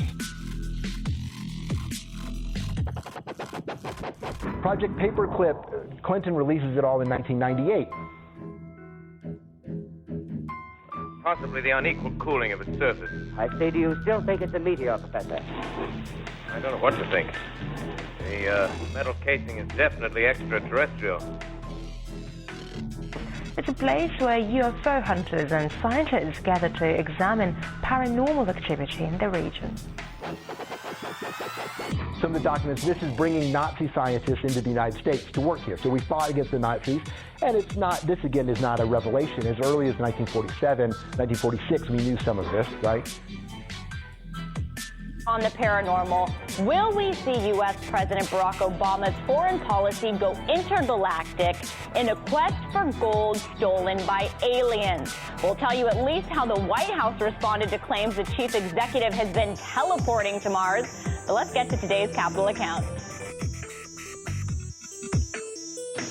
UFOs, hauntings, psychic abilities, conspiracy, ESP, cryptozoology. There are many things that remain unexplained in the inexplicable world around us, and we're talking about them here, looking for answers on WBHM Digital Broadcasting, Birmingham, Alabama. The truth is out there. Thank you for listening to WBHM Digital Broadcasting out of Birmingham, Alabama. The time is 23 minutes after the hour. Welcome back. You are listening to Fate Mag Radio. I am Kat Hobson, your host, and I'm joined by Dennis Stone. And Dennis, I apologize for having to interrupt. There wasn't a good place. That was such great information. So I am ready to just kick it right off again. So Sherry had mentioned that this sounds like a nationwide phenomenon with the various things showing up all over, but truly it's a global phenomenon. This is everywhere around the planet, right? Yeah. When I grew up, I knew, Stonehenge in England, like most people. But, and then we learned, that there are many megalithic sites going from the Neolithic into the Bronze Age, in Western Europe. And I think the last number I heard was something like 50,000, across Western Europe. But they go into Russia. You can actually pull up a website. It's a Ural Mountain megalith. And if you look at that, they have over 3,500 megalithic sites. And one of the first structures that pops up is so similar to one in Windham, New Hampshire. And Windham's just west of here, about 7 miles. It's one of the chambers that surround us. We have many of them around this area. And everybody thinks when I show the two pictures of the structure that they're the same structure. The size, the shape of it. There's like a lintel stone over the doorway. Then there's a space with this cobbles, like round stone cobbles. And then there's a roof slab. And in front of the doorway in both structures is a big slab of stone, sort of rectangular, but not exactly. And there either were monolith in front of the structure, and some in the New York area have this monolith still standing up, so the sun will strike the monolith and then the shadow will go into the chamber. Or there were blockers, like doors to these structures, and everybody says, this is the same structure. So, well, that one's 7 miles away in Windham, and that one there is about 7,000 miles away in the Ural Mountains of Russia. But China, India, Southern Africa, South America, and Australia. And recently I found out they're in New Zealand. And I did a radio show out of New Zealand about 2 years ago. And the host nor I knew about them because they never came up in the conversation.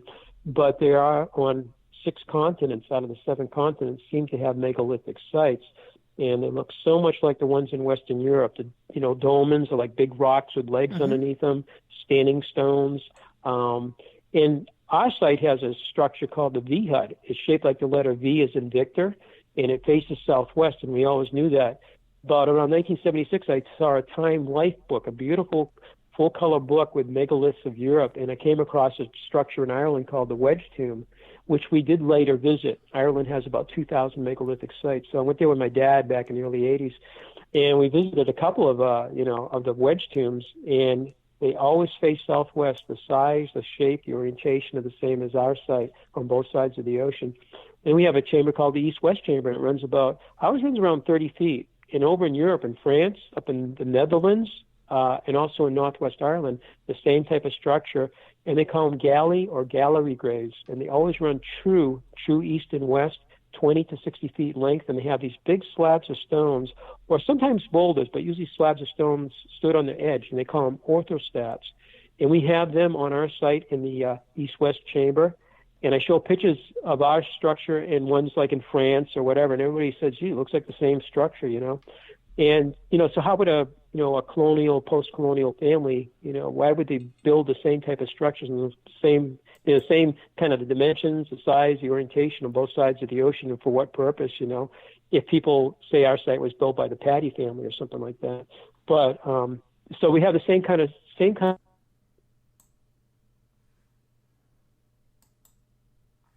Uh-oh.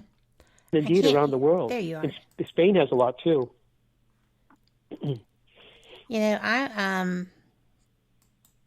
Robert is saying that he recently reviewed Lost Civilizations by Jim Willis, and these stories and stones are global.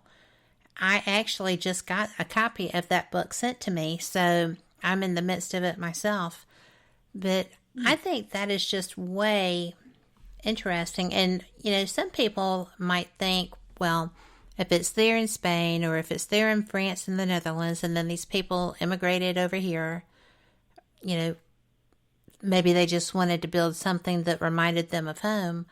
But this is not a small effort.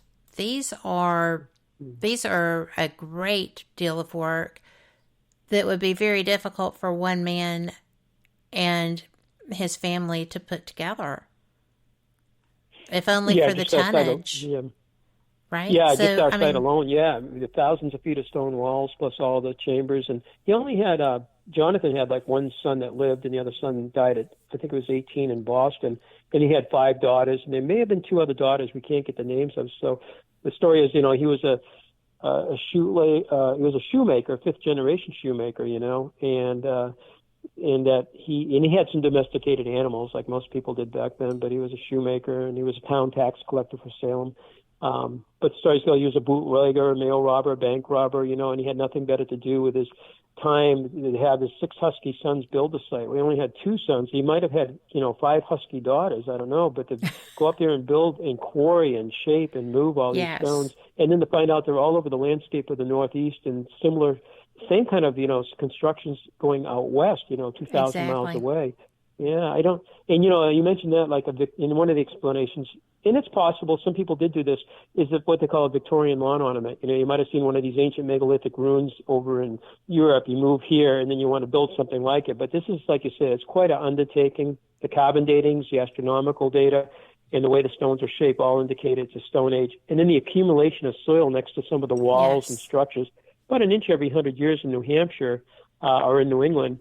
And on the hill, it takes longer because of erosions. But in some areas, we have close to 2 feet of dirt that has accumulated. And you can see the stratigraphy is undisturbed, the different color bands in the soil. So it's a very slow accumulation of soil. And our archaeologists actually went across the hilltop, mapping the hilltop back in the 90s. And she's still doing it today. She's run close to 100 shovel test pits. And her husband was a doctor of geology at Tufts, so he was a great aid in that, in that information about the geology. Probably the hilltop was 75% bare when the site was built 4,000 years ago. So they had a nice, clean, open hill to look at the alignments, to build the walls and chambers. And they could actually send out teams of quarry people and say, we need a stone this size. They'd walk along the bedrock and look for ideal places to split the bedrock. Today, if you walked around with a forest and all the dirt and all the brush, you'd be like, are you crazy? Where am I going to go out and look for bedrock? There are some outcroppings up here on top of the hill. It's still bare bedrock. But for the rest of the hill, you'd need ground penetration radar to say, where am I going to quarry these stones? Where's the bedrock suitable to crack it and raise it?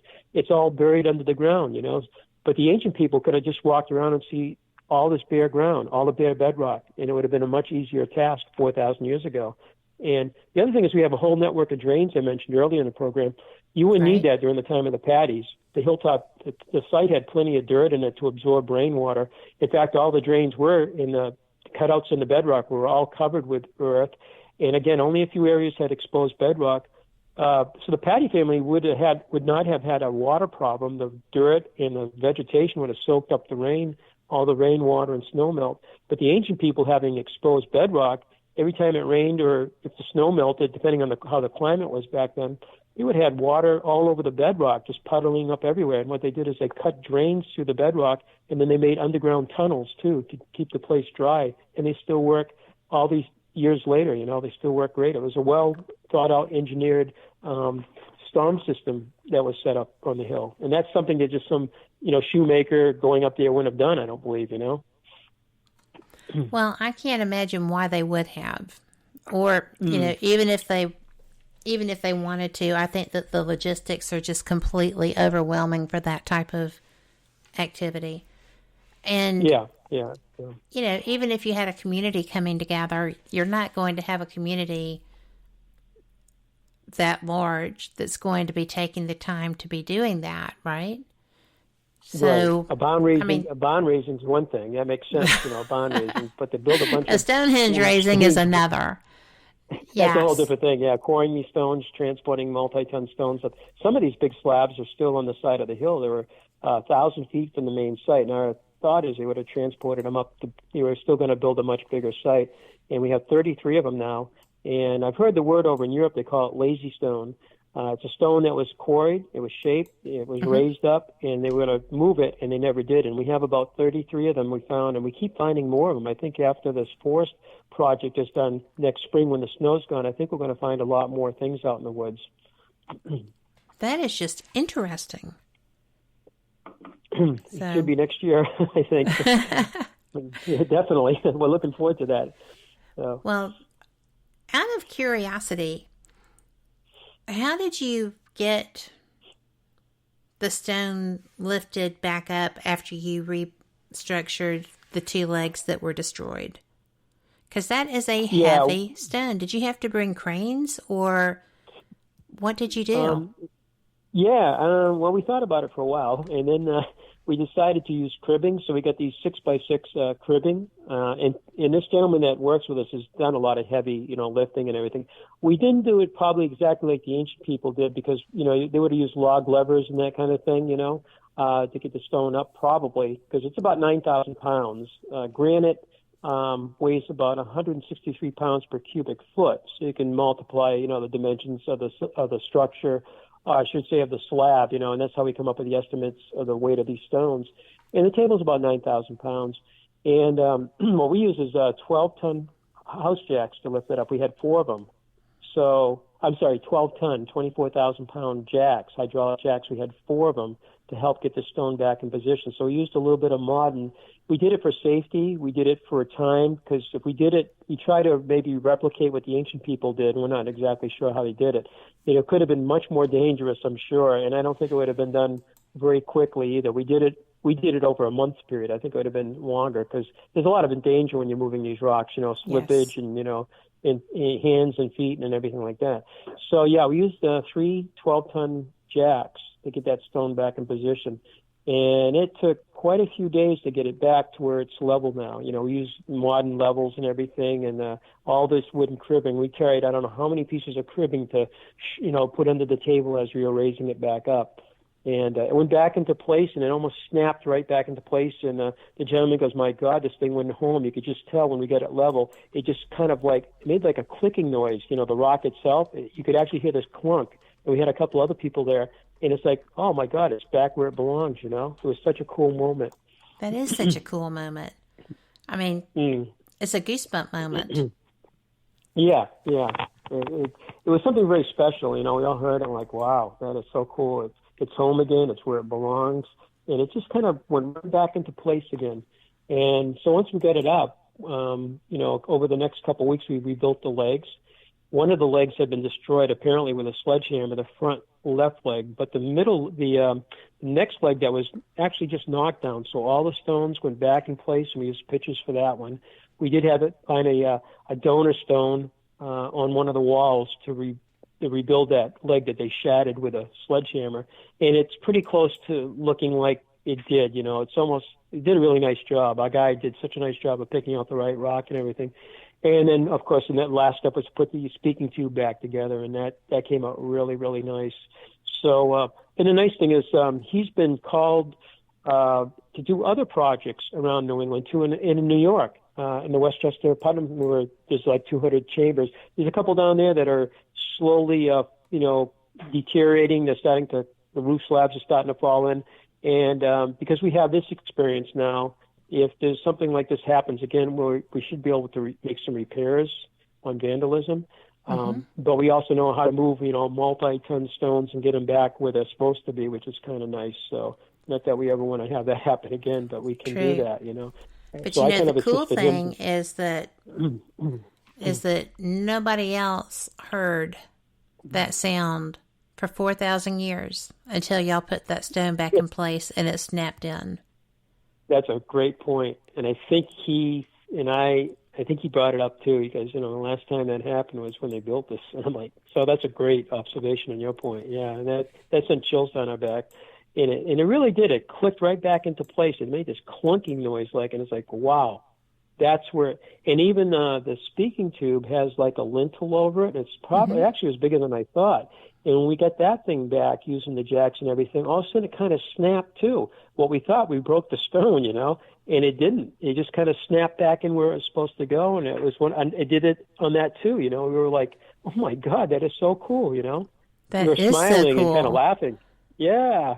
So, yeah, we thought we broke it. It made that noise. Nope, it went back home again. It snapped right back into place. So we're very, very happy with the repairs and everything after all of that and all the stuff we went through with that. And it's really hard to tell that it was carved up with a saw. And we're gonna, next spring when everything's dry, we'll open it up to the public and let everybody look at it. It might be, a little dedication or something like that. That would be nice. And we had a couple other people up there helping us too. They were very nice. Some of our friends that were up there, and they come up and photograph. They help carry equipment around. So we thank all of them too. They were really nice, to help us. So maybe we'll get a little cake or something and have a little party next year, for that. So so that was pretty good after all of that bad stuff that happened. Well, you know what? When out of the worst negatives come some of the best positives. I've always found that to be so. And, now through this experience, you have knowledge that you can share with other people around the world should something of this nature befall another site. And now there's a way to get it back. I just think that's wonderful because I know how disheartened you were when this happened. I couldn't believe it, and it's not even my site. Kind of it is. It's here. Yeah. It's in my country, and I have a great affinity for it. But we share it with everybody. Everybody. It's feels like it's everybody's site, and it was just that was the awful thing. To have that happen. I'm like, oh, somebody. It's horrible, and then it's like, oh my gosh, all the people that come and visit or know about it's going to be so, they're going to be so upset about this, and that was pretty bad, I mean, we thought about that too, but, so we feel like the stone's been healed, and if something like this happens elsewhere, we can either, give advice, and we learned a lot, and, we might be able to help somebody else out if something like that happens, even if it's a natural thing, but if it's some vandalism, there's some hope to repairing some of this stuff, which is good, really, really good. And the product we used was very good. It was an excellent product. We'll find out over time how good it is, but right now we loved how it worked. Yeah, we'll find out, but I think it's going to be good. So when you come up next summer, you'll see it, and I think you're going to like the results in person, I think Absolutely, I am. I'm excited to see it. And we are fixing to go to our very last break. This will be just a couple, and we will be right back with Dennis Stone. And thanks for listening. We'll catch you on the flip side. You're listening to WBHM Digital Broadcasting, the best in paranormal talk, only on Paranormal Experienced Radio, broadcasting live out of Birmingham, Alabama. To the believer, the evidence is overwhelming. To the skeptic, there will never be enough. Hello, everyone. Join Kevin and Jennifer Malik, the host of Paraversal Universe, every Friday here on WBHM Digital Broadcasting. Also heard on WCET FM and The Rift. Log on or tune in as they check out the mysteries found within the 8 categories of the unknown and unexplained, including ghosts and haunted places, aliens and UFOs, theology and mythology, cryptids and monsters, urban legends and folklore, conspiracies, metaphysics, and forbidden archaeology. Listen as Kevin and Jennifer interview the top minds in their respective fields as they share theories and information regarding these unsolved mysteries. For future show and archive information, one can find Paraversal Universe on Facebook, Twitter, and MeWe under various Paraversal Universe headings.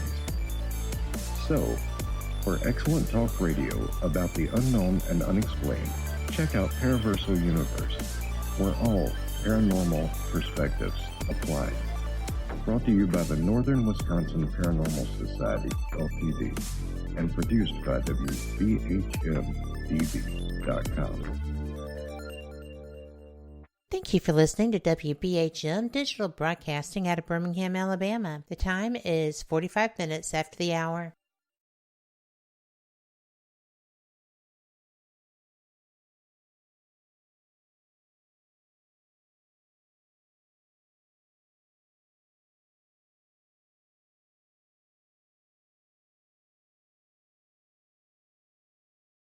Welcome back to Fate Mag Radio. I am so glad that you are here.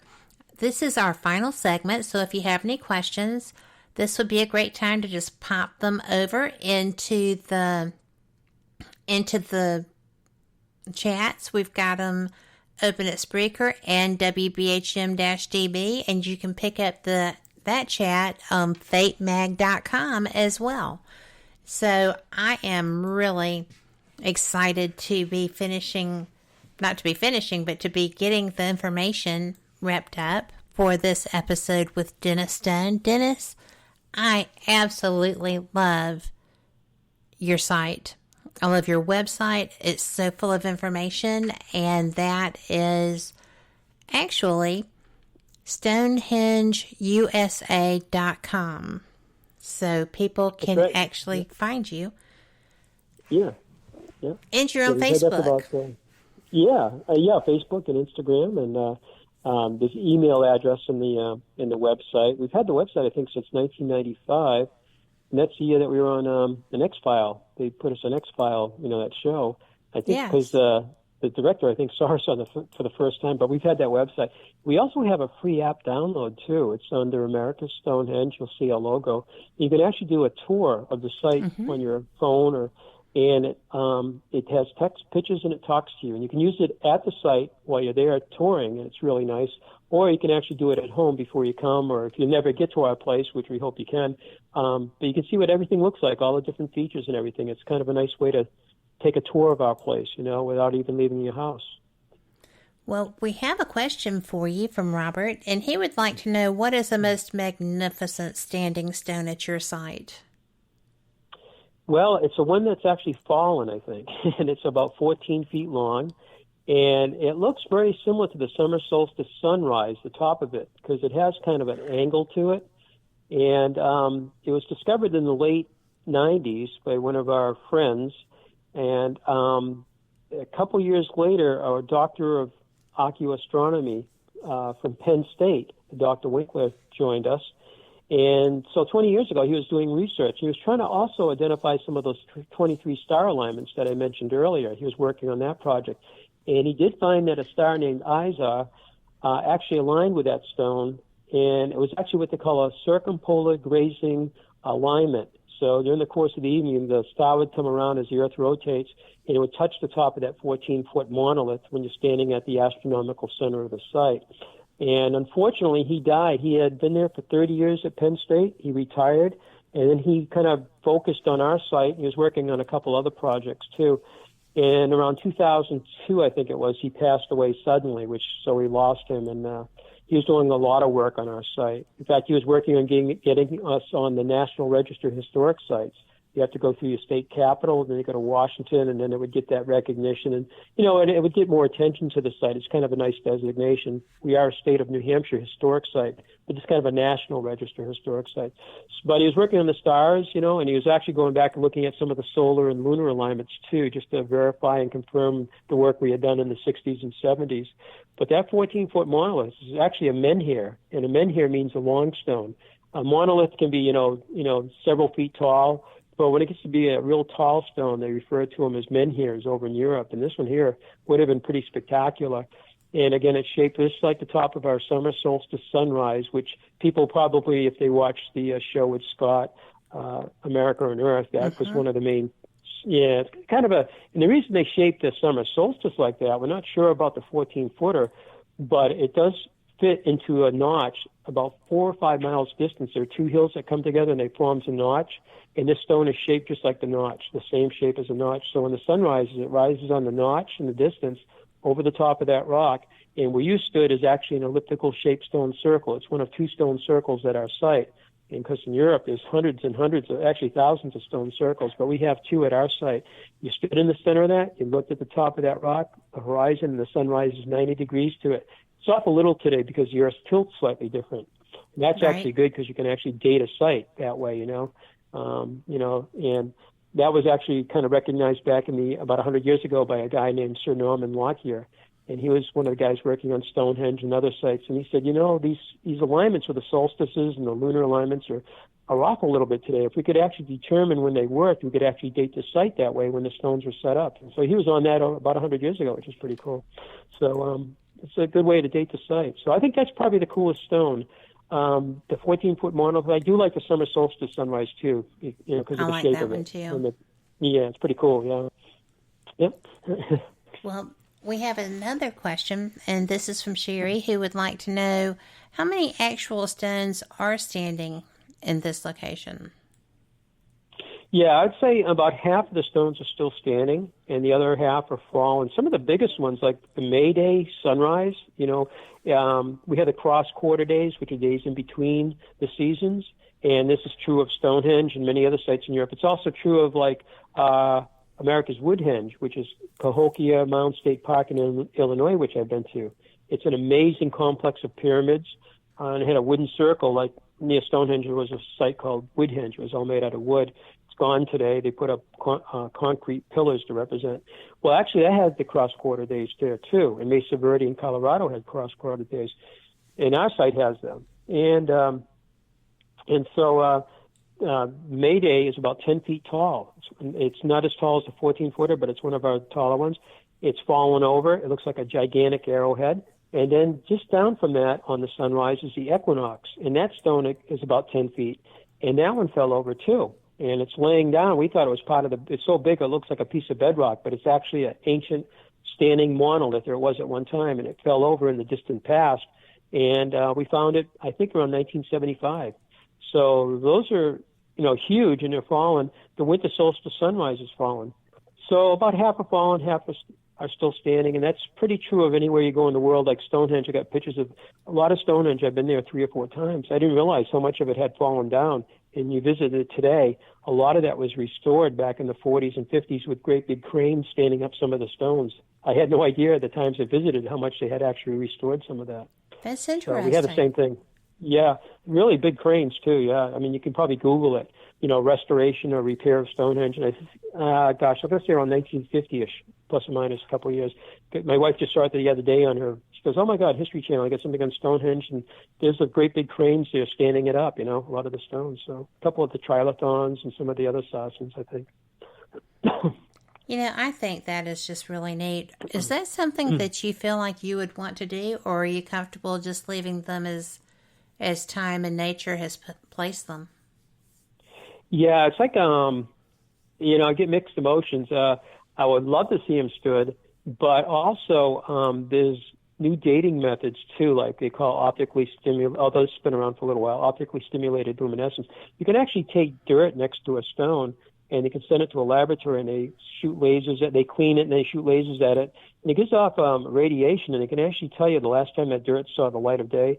So if the stone maybe fell on top of some earth, and you could get the earth underneath it, send it to a laboratory, you might be able to tell a date that it fell over, roughly, which would be kind of interesting. If a stone is still standing, or a stone wall, or a stone structure, you can get dirt near the base of it. Hopefully you have several inches of dirt. Take a core. You gotta be careful not to expose it to sunlight and everything, I guess. Get it to the laboratory as quickly as possible. They put it through a big process, and it's cost over $1,000 per sample. And you can actually tell how long the dirt's been sitting next to a wall, and that can give you a relative date of when the wall was built. So the wall is built, the soil will accumulate next to it, and you get that dirt near the bottom where it accumulated earlier. You can tell that the wall was sitting there at least that long, a couple hundred years or a few thousand years. So anytime we move anything at our site, we may be disturbing future evidence, So Right. I would love to see the stone stood up, but we may be destroying some evidence of how long ago the stone fell over or something. So it's kind of frustrating in a way, It's like we can't It's really kind of a touch too much, can we? catch-22. Yeah, it is. It really is. You'd love to see them stood. You would love to see them work. Maybe someday they will. Maybe someday one of them will be stood back up, and we'll have enough data from it to tell when it fell over, or some new technologies come around. There's one called surface luminescence, and according to president of NERA, it gives you direct dating of when a wall was built. And I don't know how. It sounds like magic to me. And if that's true, and it has any promise at all, it would be magic. Yeah, it's like. That would be direct dating. When was that? I don't know how they would do that. I haven't read anything further on it. He said this sounds like it has great potential, but I don't know if it's going to pan out or not. So it's surface luminescence. It would be interesting if it has some potential. That'd be pretty great. Because I don't know the cost of it either. It might be, prohibitive to do that. Well, you would want to be working with a university study to do that. yeah. Let somebody else pay for that. So yeah, definitely. Sherry was curious about how you feel being near where these where these stones are down, if the earth is carrying a radioactivity from being covered like that. Is there any sensation that you get relevant to that? I don't notice any difference between the standing and the fallen stones particularly, but I think that is, that's one of the methods they use to actually date the dirt, as far as that goes. But I'm not sure she's asking if I feel a sensitivity to it or not. I really don't. I mean, the whole site to me, I get just a very positive kind of feeling up on the site. I don't get any negative vibes up there.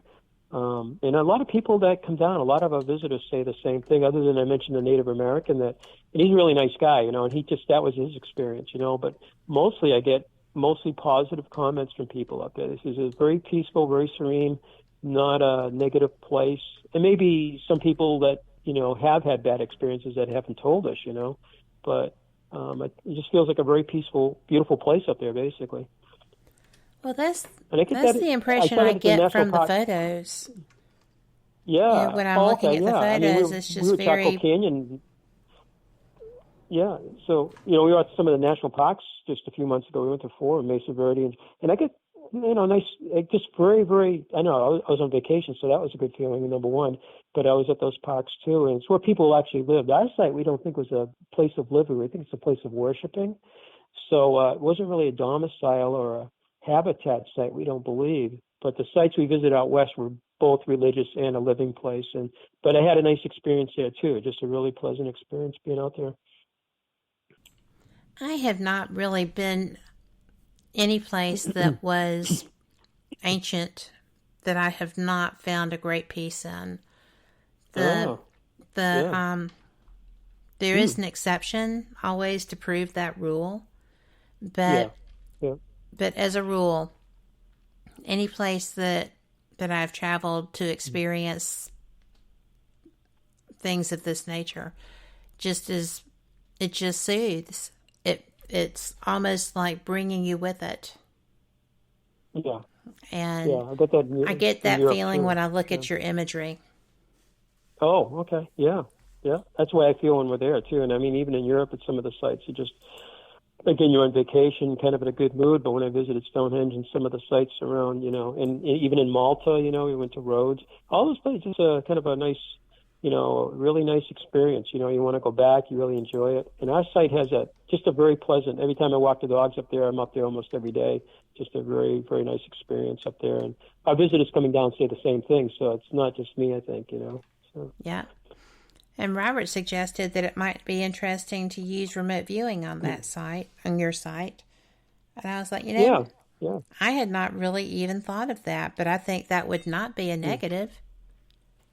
So, just to see what you can... Somebody wants to do that. Yeah. If somebody wants to do that, that'd be great. Too neat. I know even the military was using that kind of thing, investigating that whole thing, and it sounds interesting to me. So somebody that can do that, that'd be great. Yeah, definitely. Absolutely. Yeah. Well, we'll look into that. Yeah. So. Yeah. Definitely another piece of research. That'd be kind of cool. Well, you know what? There's all kinds of research. Yeah. And if you're open, you can get a lot of information. Yeah, we are. Yeah, definitely. Well, we have got about 30 seconds. What would you like to say to people listening? Well, you could check out that app, and take a tour of our site. We do have the winter solstice celebration coming up. It'll be on a Saturday this year. And if the weather's nice, we expect kind of a big turnout. Hopefully it's good weather. And, you can look at our website, our Facebook, and come up and visit us. We have the alpacas that love our people, And, I love your alpacas. And they're part of the history of this country. I mean, the continent, their ancestors were all from here. But, I just love to have the people come up and see our site and to know that there are other sites out there that are also, similar to our site that should be protected and cared for and everything. And some of these can be visited too, you just have to check it out, But yeah, we'd love to have the people come up, and I'd like to thank you so much for having me on your radio, and especially on Fate. That is so cool, Well, I really enjoyed tonight. I'm glad you did. I absolutely love Fate magazine, and to be the person doing this show representing Fate is very important to me too. I think that I feel just like you every week when I do this show. So lots of fun. I absolutely love the opportunities that I get to talk to so many people. You're one of my faves. So thank you for being here. Thank you so much. I appreciate it. And I just wanted to let everyone know that I appreciate every one of you.